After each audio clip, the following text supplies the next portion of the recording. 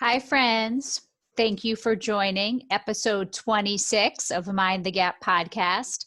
And the topic of today's conversation is about resistance. Why are you resisting? And this is actually a continuation of our 8 steps of manifestation.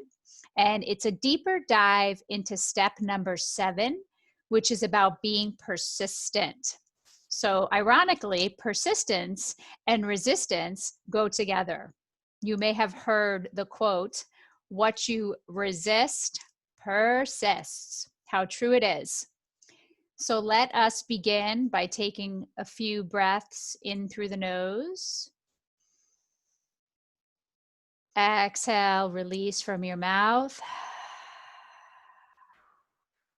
Inhale, filling.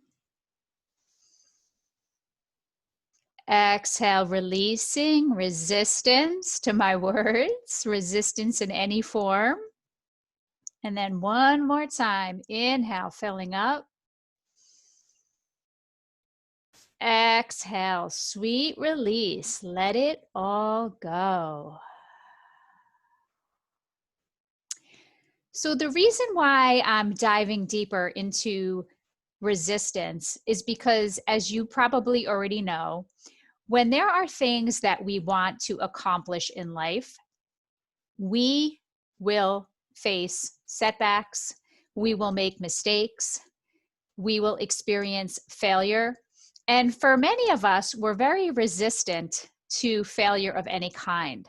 So oftentimes we don't even start something and we don't give ourselves permission to dream big because we're afraid perhaps that we aren't going to achieve it.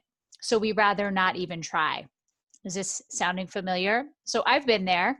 And in the podcast last week about planning, I talked about how I used to be resistant to creating a plan. And then something happened where I felt like I was achieving success in my life to a moderate degree, but felt like I had so much more potential. But I was so resistant to creating a plan because at the time it kind of went against some of the things that I was learning in my yoga training, in my shamanic training. And I felt like it would be too limiting. And I kind of missed out on the fact that while, yes, I can do rituals and I can do vision boards, I also have to take action, right? So I can have an intention and a visualization and create an altar for all the things I want in relationship, in health, in wealth. And I also get to take action. So I shared last week how when I finally sat down, when I surrendered to the fact that I really needed to create a plan, when I did that 13 months ago and I focused on the 5 key areas of my life, that they all happened. So this podcast today is an invitation for you to really look at and get clear. Where are you resisting and why? Because when you're up to big things, and quite frankly, living day to day, in my opinion, we're up to big things because times have changed, there's challenges. So when we adopt the attitude of non-resistance, when we learn the tools to persist, to keep moving forward, to look at everything that we experience as an opportunity to awaken, as an opportunity to learn and to grow. And yes, sometimes we have to change course and change the plan. And sometimes the dream that we thought we wanted in reality is not, right? Recently, a friend said to me, sometimes we think the grass is greener on the other side. And sometimes when we get to the other side, we realize that not only is there no grass, but maybe there's weeds and dirt.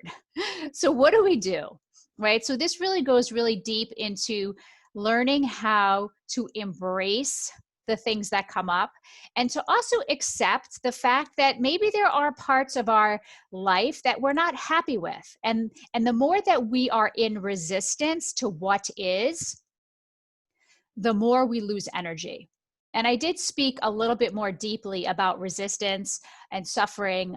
It was episode 15. So check that out if you want to dive deeper into that. But basically, what happens, as you probably know, when we are in resistance to anything, whether it's a person or a situation, when we resist what is, we lose energy.